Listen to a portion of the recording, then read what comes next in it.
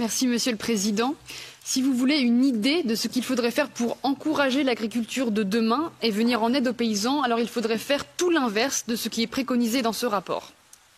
La politique agricole commune est un pilier de la construction européenne, mais l'Union européenne de 2027 n'est pas celle de 1957. En 70 ans, la PAC a trop peu évolué et n'est aujourd'hui plus adaptée à notre modèle agricole et surtout aux défis que doivent relever les paysans et les paysannes à travers l'Europe, en premier lieu celui du dérèglement climatique. Le renouvellement de la PAC en 2027 est l'occasion de revenir sur l'acte manqué de 2018 qui a complètement loupé le virage de la bifurcation écologique. Malheureusement, le rapport qui nous est présenté est en ce sens pour le moins catastrophique.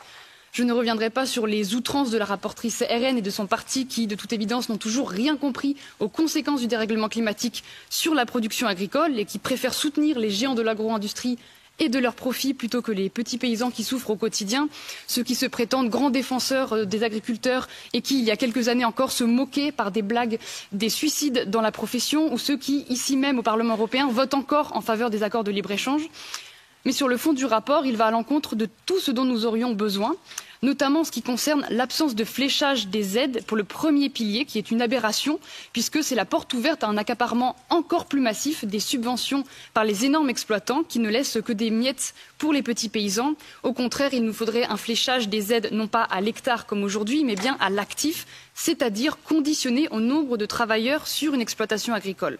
C'est ça la solution pour une agriculture qui emploie davantage de paysans sur les terres et pas à une agriculture de propriétaires terriens qui font tourner leurs fermes grâce aux robots. L'encouragement à l'autorisation de pesticides est également complètement à contre-courant. C'est 385 millions de personnes qui sont intoxiquées chaque année aux pesticides pour 11 millions de morts.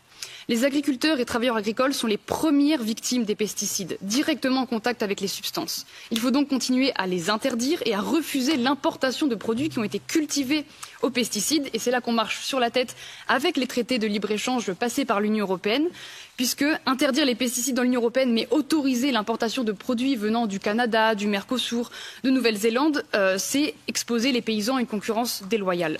La solution n'est donc évidemment pas de réautoriser les produits chimiques qui tuent la planète, les agriculteurs et les consommateurs, mais bien de stopper le libre-échange dévastateur. Enfin, le stockage de l'eau dans des bassines est une catastrophe environnementale et sociale.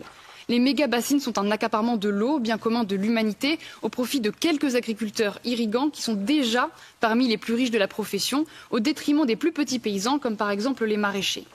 La bassine emblématique de Sainte-Soline, par exemple, c'est 16 hectares d'emprise au sol pour seulement 12 exploitations connectées. Et ceux qui n'y sont pas reliés en pâtiront, puisque les bassines sont une maladaptation au changement climatique. Pomper dans les nappes phréatiques pour stocker l'eau en extérieur, c'est aggraver le problème de la crise de l'eau et c'est laisser toutes les exploitations sans solution une fois les nappes vidées. Comme pour la société entière, voici le modèle que nous proposent la droite et l'extrême droite pour l'agriculture. Tout pour les gros, rien pour les petits. Cette vision pour la PAC post-2027 est donc une aberration tant sociale qu'environnementale.